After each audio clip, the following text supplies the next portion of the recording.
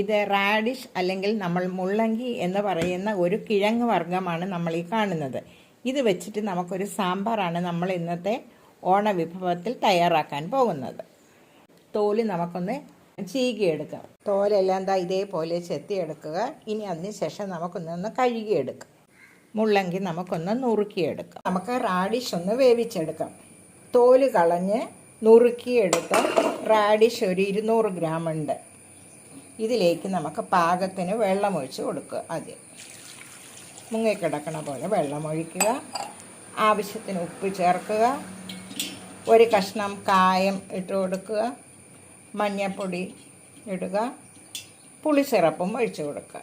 ഇതിന് ശേഷം ഇത് കുക്കറിൽ വെച്ച് ഒരു 4 വിസിൽ വരുത്തി എടുക്കുകയാണ് വേണ്ടത്. ആദ്യം ഒരു 50 ഗ്രാം തോരൻ പരിപ്പ് കഴുകി വെച്ചിരിക്കുകയാണ്. ഈ കഷ്ണങ്ങളുടെ മുകളിലേക്ക് വേറൊരു പ്ലേറ്റിൽ ഇട്ട് നമുക്കിതും ഒരു 4 വിസിൽ വരുത്തിയെടുക്കാം.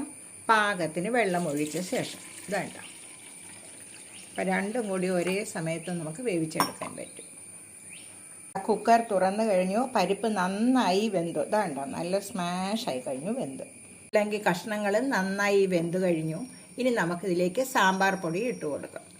2 സ്പൂൺ സാമ്പാർ പൊടി ഇട്ടിട്ടുണ്ട്. ഇതിലേക്ക് കുറച്ച് വെള്ളം ഒഴിച്ചൊന്ന് കലക്കി ഒഴിക്കുകയാണെന്നുണ്ടെങ്കിൽ സാമ്പാറിൽ ഇങ്ങനെ കട്ടയായിട്ട് സാമ്പാർ പൊടി ഉണ്ടാവില്ല. അപ്പം നമ്മൾ എപ്പോഴും സാമ്പാർ പൊടി ഇടുമ്പോൾ ഇതേപോലെ ഒന്ന് അല്പം വെള്ളം ഒഴിച്ച് കലക്കിയതിന് ശേഷം അതിലേക്ക് ഒഴിച്ച് കൊടുക്കുക.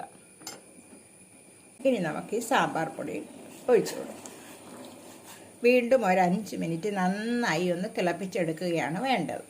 മുള്ളങ്കി വെച്ച് നമുക്ക് ധാരാളം വിഭവങ്ങൾ ഉണ്ടാക്കാം. ഇത് മുള്ളങ്കി സാമ്പാറാണ് നമ്മൾ ഇന്ന് ഓണം സ്പെഷ്യൽ തയ്യാറാക്കിയിരിക്കുന്നത്. മുള്ളങ്കി പറാത്ത തയ്യാറാക്കാം. മുള്ളങ്കി 2-3 കളറിൽ നമുക്ക് കാണാൻ പറ്റും.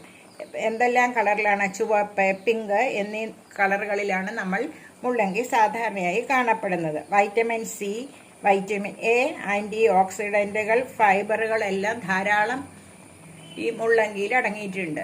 അതേപോലെ പൊട്ടാസ്യം ധാരാളം അടങ്ങിയിട്ടുണ്ട്. രക്തത്തിലേക്കുള്ള ഓക്സിജൻ്റെ അളവ് വർദ്ധിപ്പിക്കാനും മുള്ളങ്കിക്ക് സാധിക്കും. ഫൈബറിൻ്റെ കലവറയാണെന്ന് വേണമെങ്കിൽ മുള്ളങ്കിയെ നമുക്ക് പറയാം. ഇനി നമുക്കിതിലേക്ക് തുവരൻ പരിപ്പ്, സാമ്പാർ പരിപ്പ് ഇതിലേക്ക് ഒഴിച്ചു കൊടുക്കുക. ഇനി നമുക്ക് നന്നായി ഒന്ന് ചേർത്തിളക്കുകയാണ് വേണ്ടത്. പരിപ്പൊക്കെ ചേർത്ത് നന്നായി സാമ്പാർ തിളച്ച് കഴിഞ്ഞു. ഇനി നമുക്കിതിലേക്ക് കുറച്ച് മല്ലിയിലയും കറിവേപ്പിലയും ഇട്ട് കൊടുക്കാം.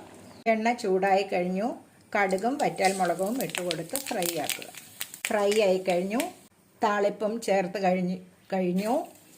രുചികരമായ മുള്ളങ്കി സാമ്പാറും തയ്യാറായി കഴിഞ്ഞു. അപ്പോൾ എല്ലാവരും ഈ ഓണത്തിന് ഇങ്ങനെ ഒരു സ്പെഷ്യൽ സാമ്പാർ തയ്യാറാക്കി നോക്കുക. എല്ലാവർക്കും ഓണാശംസകൾ നേരുന്നു. Thank you. നന്ദി. നമസ്കാരം.